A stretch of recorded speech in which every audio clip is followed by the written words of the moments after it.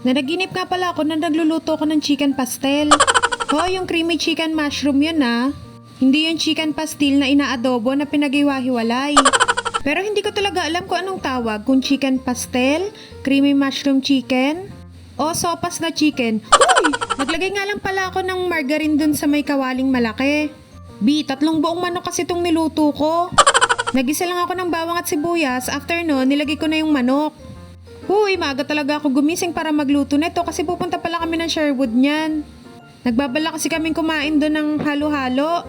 Pero syempre, sa next vlog ko na i-upload yung halo-halo na ginawa namin, DIY nga pala yon. Bumalik tayo dito sa niluluto ko. Pagkagisa ko nga pala nung manok, tinakpan ko lang siya para lumabas yung katas at oil nung manok na niluluto ko. Mga ilang kulo lang nilagyan ko ng patis at 2 Knorr chicken cubes. Pero konting patis lang naman nilagay ko para hindi ganun kaalat tong niluluto ko. Nung medyo malapit na nga pala maluto yung manok, nilagay ko na rito mga gulay at bell pepper. Kasi medyo matagalan din to maluto at lumambot. Kaya sinabay ko na dito sa pagkulo habang hindi pa masyadong luto yung manok. Hindi ko na nga pala pinirito yung gulay dyan. Feeling ko kasi sobrang nagiging oily yung pagkain kapag pinirito ko pa yung gulay tsaka nawawala yung sustansya niya. Ako lang ba? Naglagay na nga pala ako ng isang latang mushroom dyan tapos silagyan ko na rin ng suka yung manok. Sinunod ko na rin itong beans na nabili ko na sa lata lang. Tapos halu-haluin nyo lang hanggang sa mahilo yung manok. Etong hotdog pinirito ko nga pala kasi ayaw kong maging red yung niluluto kong manok. Baka maging sopas talaga tong niluluto ko kaysa sa chicken pastel. Pero hindi dapat red ang hotdog talaga niya na, color brown dapat. Paano wala kasi ako mabili nun sa Pure Gold. Sa palengke talaga ako nakakabili ng hotdog na color brown. Yung bossing na tatak kasi masarap yun. Tapos nilagyan ko na nga pala ng Nestle cream para mas creamy siya. Kaso feeling ko kulang sa gatas. Ang dami kasing sabaw na itong niluluto ko, hindi ko na rin binawasan. Lalagyan ko pa sana ng evap kaso masyadong masabaw na talaga to. Ano masabi mo, Shell?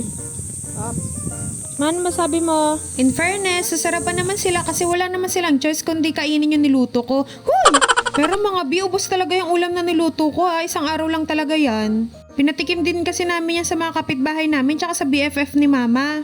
Siguro naman nasarapan sila sa luto ko. Pagka-uwi ko, gumawa nga pala ako ng pizza bread kasi feeling ko nagkikrave ako sa pizza. Lagi na lang talaga may cravings yan. Yung sliced bread, nilagyan ko na nga lang pala ng tomato sauce. Wala na nga palang sukat-sukat to, tamang tansya na lang. Tapos ilagyan ko na itong cheese boy. Alam mo yung nakapak na cheese na may halong cheddar cheese, mozzarella cheese. Yun lang ata yung halo nun, pero masarap to ha, hindi ganun kaalat. Tapos bumili lang ako ng pepperoni para lasang pizza talaga tong ginagawa ko. Nilagyan ko lang ng white onion.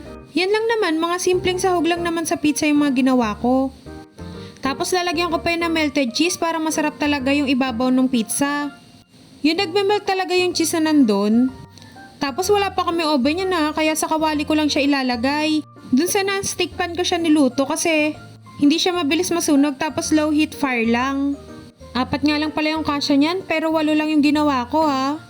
Tsaka hindi rin naman naubos yan kasi busog na rin kami dito sa bahay nun. In fairness, ang sarap na itong nagawa kong DIY pizza, gusto ko nga ulitin. Kaso syempre ulitin ko lang kapag sinipag ako. Grabe tong holiday na to, ang dami ko nga nagawa at ang dami kong nakain. Magda-diet na talaga ako bukas. Yun lang sa araw na to. Salamat sa pananaat. Thank you, bye-bye!